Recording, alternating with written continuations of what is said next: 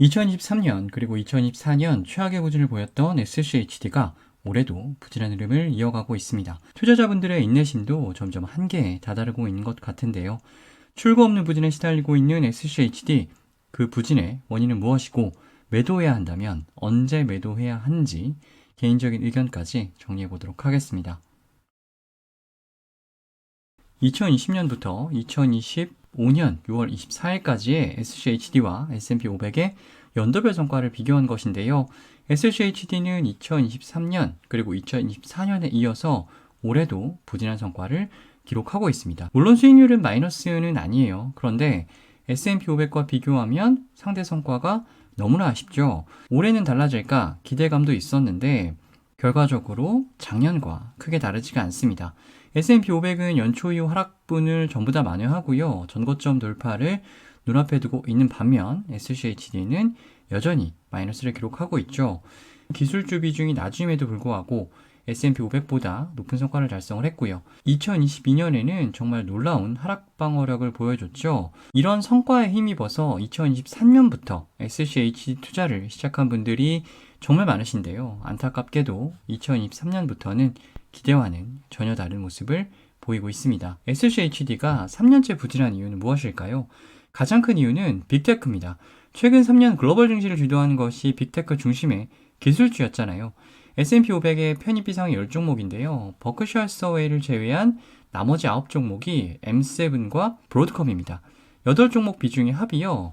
34%예요. SCHD는 M7과 이 브로드컴을 단 한 종목도 단 1%도 투자하고 있지 않습니다. 그냥 기술주도 아니고 S&P 500 시가총액 상위 35%를 차지하는 대형 기술주들을 전혀 투자하지 않으니까 S&P 500이 상승할 때 SCHD가 따라갈 수가 없죠. S&P 500과 SCHD의 기초지수 최근 10년 누적 성과를 비교한 것인데요. 파란색 선이 S&P 500이고요. 주황색 선이 SCHD의 기초지수입니다. 2015년부터 2021년까지는요. 큰 차이가 없습니다. SCHD 기초지수가 S&P 500 대비해서 빠질 때는 덜 빠지고 올라갈 때는 덜 올라가고 이렇게 시장 상황에 따라서 엎치락 뒤치락하는 정도이지 큰 차이가 없는데요. 2022년 4분기부터는 빅테크가 주도하는 상승장이 본격적으로 전개가 되기 시작하죠. 이때부터 S&P 500과 SCHD의 누적 성과가 벌어지는 것을 보실 수가 있습니다. 2023년 1월 3일부터요. 2025년 6월 25일까지로 기간을 좁혀보면 S&P 500과 SCHD의 성과 차이는 50%포인트까지 벌어집니다. 이 정도면 아무리 SCHD의 특징을 잘 이해하고 있고 장기 투자를 하신 분들조차도 현타가 올 수밖에 없는 수익률 차이입니다. SCHD의 기초지수 방법론을 고려하면요. 빅테크들의 배당 수익률이 정말 비약적으로 높아지지 않는 이상 SCHD의 빅테크가 편입될 가능성은 앞으로도 없습니다. 그럼 빅테크의 배당 수익률이 높아질 가능성이 있냐? 없어요. 빅테크는요. 돈이 없어서 배당을 안 하는 것이 아니에요. 빅테크들이 잉여 현금 흐름을 활용하는 방법은 전통적인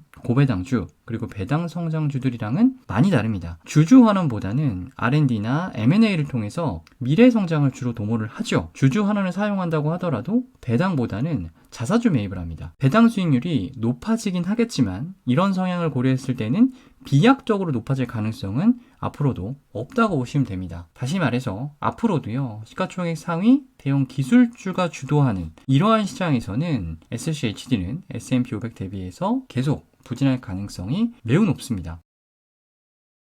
빅테크 성과가 압도적이지 않은 2025년에는 그럼 왜 부진하냐? 빅테크의 부재 말고도 SCHD가 부진한 이유가 또 있습니다. 첫 번째는 에너지 섹터의 부진이에요.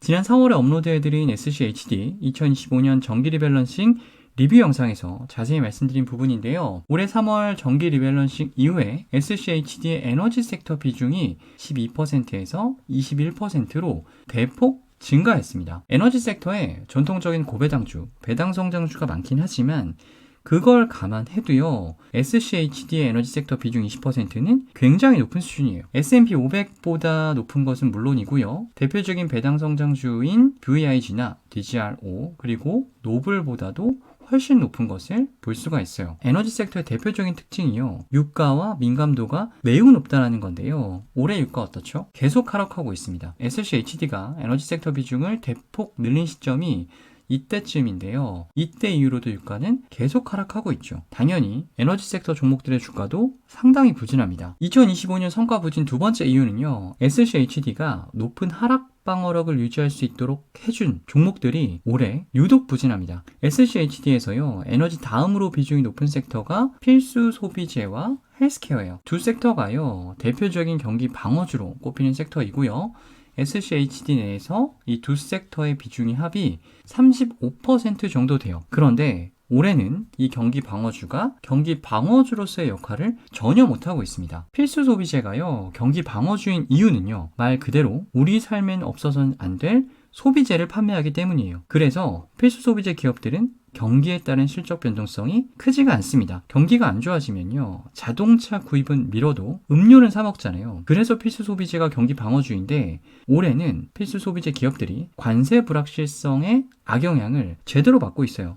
펩시, 코카콜라, 타겟, 그리고 킴벌리 클락까지 SCHD가 편입하고 있는 대표적인 필수 소비재 기업들입니다. 1분기 어닝콜에서요, 전부 관세 불확실성에 따른 실적 악화 가능성을 언급을 했고요. 실제로 펩시와 타겟 그리고 킴벌리 클락은 실적 가이던스를 하향 조정했습니다. 정말 자연재해나 다름없는 예상할 수 없었던 변수가 터져서 필수 소비재 기업들의 발목을 잡고 있는 거예요. SCHD에서 가장 높은 비중을 차지하고 있는 에너지, 필수 소비재, 그리고 헬스케어까지 각각 다른 이유로 최악의 부진을 면치 못하고 있다 보니까 2025년 SCHD 성과가 좋을 수가 없죠. 보고 계시는 표는요, S&P 500의 11개 섹터의 연초 이후 그리고 최근 1개월 성과입니다. 연초 이후 성과가 좋은 순으로 나열한 건데요. 뒤에서 2위, 3위, 4위가 나란히 헬스케어, 에너지, 그리고 필수 소비재예요. 최근 1개월 미국 시장 상당히 좋았는데요. 상승장에서도 의미 있는 반등을 보여주지 못했죠. 한 줄로 정리하면요. SCHD가 많이 보유한 종목들 빠질 때는 같이 빠지고 오를 때는 못 올라서 SCHD가 올해도 부진이 계속되고 있다고 할 수가 있겠습니다. SCHD에 대한 부정적인 기사들 정말 많이 나오고 있죠. 그럼 이제 SCHD 정말 포기해야 할까요? 저는 생각이 조금 다릅니다. 자본 차익을 기대하고 SCHD에 투자하셨다면 갈아타는 것이 맞습니다. 앞에서도 말씀드렸듯이 SCHD는 앞으로도 상승장에서 소외될 수밖에 없어요. 하지만 모든 투자자들이 자본 차익을 목적으로 투자를 하진 않죠. 기대할 수 있는 자본 차익은 크지 않아요. 하지만 연 4% 수준의 안정적인 인컴을 주된 투자 목적이라고 한다면 SCHD 여전히 괜찮은 ETF라고 생각을 합니다. SCHD에 투자해야 하는 두 번째 이유는요, 바로 S&P 500과의 조합이에요.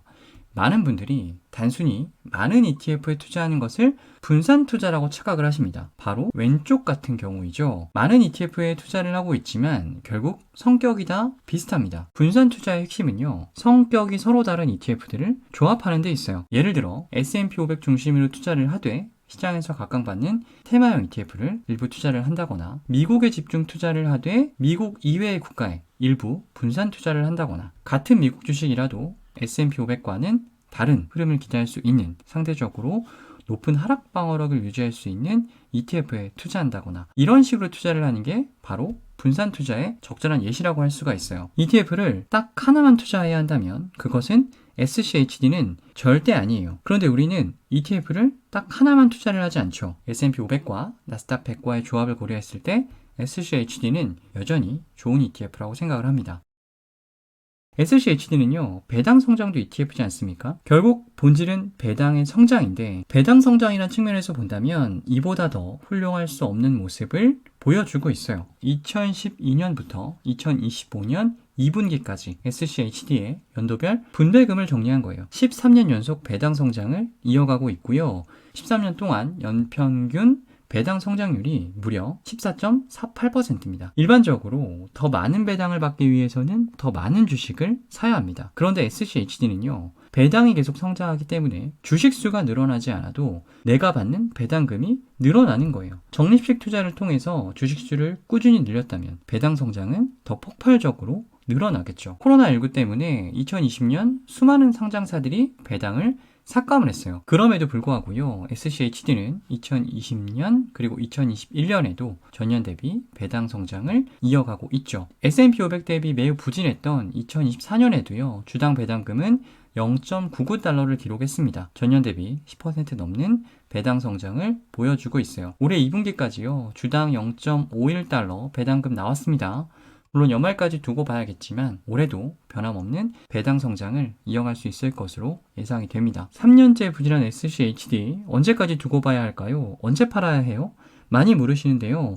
저의 대답은 늘 똑같습니다. SCHD가요, S&P 500보다 성과가 부진한 것은 잘못이 아니에요. SCHD는요, S&P 500 대비해서 초과 성과를 달성하라고 만든 ETF는 아닙니다. 그런데 SCHD가 배당 성장을 하지 못하면 그것은 잘못이에요. SCHD가 전년 대비 배당금이 줄었다? 그때는 미련 없이 매도하고 나오시면 됩니다.